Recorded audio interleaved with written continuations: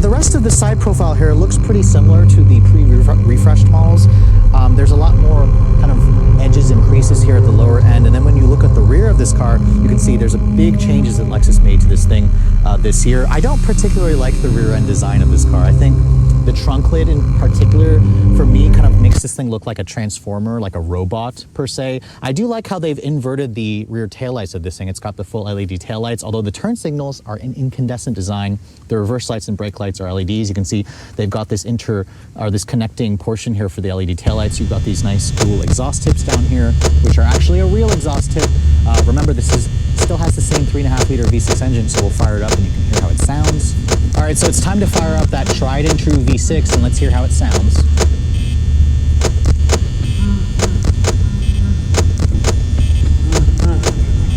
I do. Sorry. Oh man, there's old people coming right now. Should we wait? All right, so let's fire up that old V6 and then tried and true V6 and see how it sounds.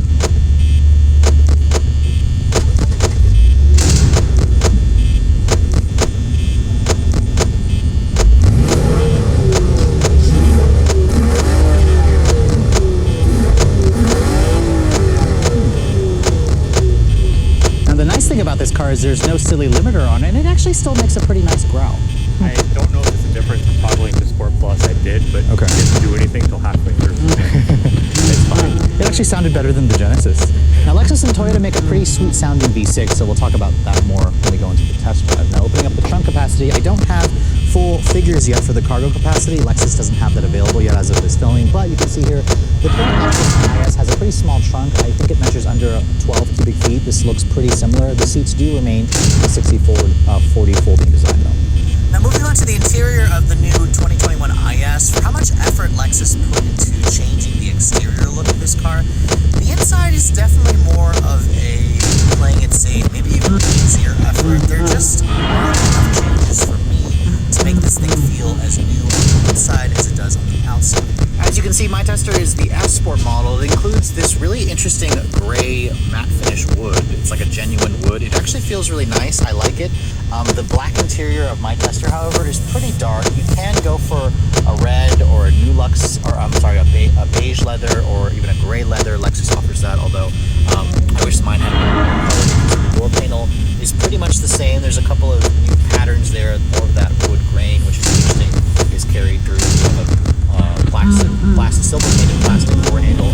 Hard touch plastic down here, but soft touch on this upper portion. When I shut the door, it has a relatively solid sounding thunk. Remember, it's not a new platform. The key fob also hasn't changed. This is the older Lexus key fob. They do have a newer key fob on some of their other models. The engine start stop button is a little bit higher up on the dash. And as you can see, the F Sport model includes this 8-inch full LCD display, which is definitely looking a little bit smaller. It's got that cool Lexus LA style gauge pod that does move to the side or to the center by pushing a button on the steering wheel. That's a pretty cool feature, or it was cool, 10 years ago. It's starting to look a little small now. I do like how it still moves, and if you start switching over the drive, it changes the way this looks. Sport Plus is the one that gives you the all-white display, which is nice. You can see there is the newest change, or the biggest change for the interior, this new 10.25-inch touchscreen. Now you can see Lexus has pushed the screen out much farther so I can reach this to touch, which is nice. You can see it's got Android Auto and Apple CarPlay, but it is not wireless. The screen itself is a huge improvement, although, when you go back to the Lexus system here, this looks incredibly old. Don't love that. You can see when you use the home button down here by the trackpad, you can see those are your usual different sources. The GPS is looking pretty old. The audio system, you can see, looks pretty old. You can still do the split screen thing if you like. So really, most of you are probably just going to want to use the Apple CarPlay, which definitely makes the interior feel a lot more modern. Everything else about this interior is pretty much the same. The dashboard has a soft touch injection with plastic with some faux stitching. There's some genuine stitching here on the instrument panel hood. This over here is also soft touch, which is nice. The steering wheel is manual tilt telescope, which is funny because I believe Lexus offers a power tilt telescope if you guys go for a luxury package. The center stack here hasn't changed. The vents look slightly different. They added some piano black plastic trim here, which just shows fingerprints. So you can see it's got these touch sensitive slider here for the dual climate control. These very small buttons. I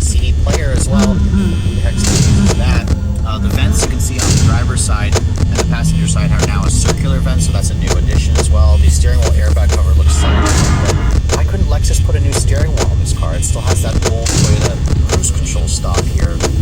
Lexus has a newer steering wheel in the ES. They should have put it in this car. I don't understand why not. You got a heated steering wheel, which is nice. You have heated and ventilated seats, which is good. This is controlling the 6-speed automatic, which is a very old school reverse. You can see there's a 360 camera with a top-down view. The graphics look okay, although I've been seeing better graphics on more mainstream brands, Toyotas including. So you have to wonder what they're doing here. You can see the trackpad remains, but if you'd like, you can also use the touch screen, and that works whenever you're driving, which is nice. Your driving mode selectors over here. You've got more buttons here for your brake holds, stability control off. This is snow mode. This is a nice padded area here where you can rest your elbows. You've got 2 cup holders, and the storage bin here is relatively good size. It's pretty deep, but it is a little bit lacking here on this part.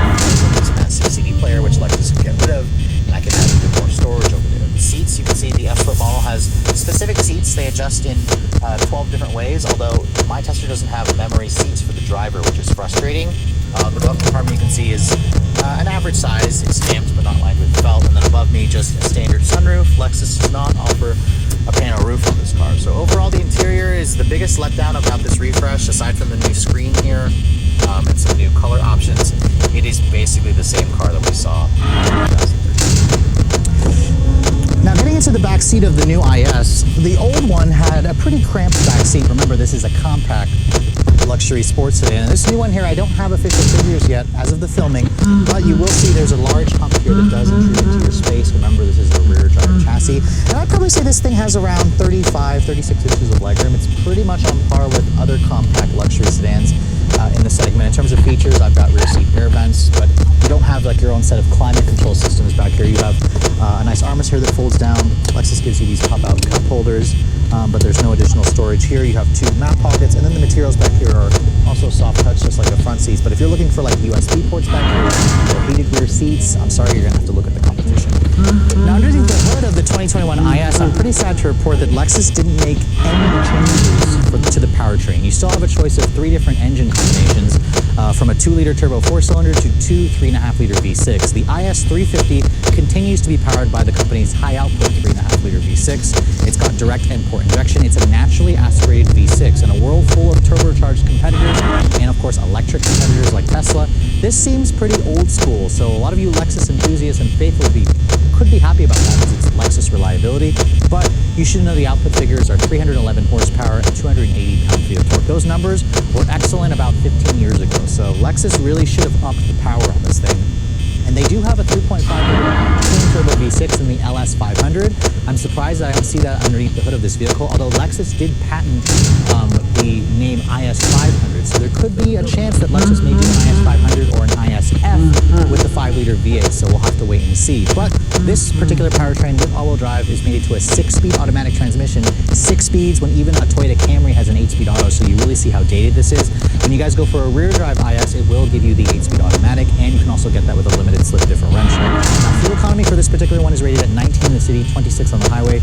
Premium is recommended. I don't have the final weight figures yet, but you should know this is down on power compared to its competitors by 100 horsepower, depending on which one you're looking at.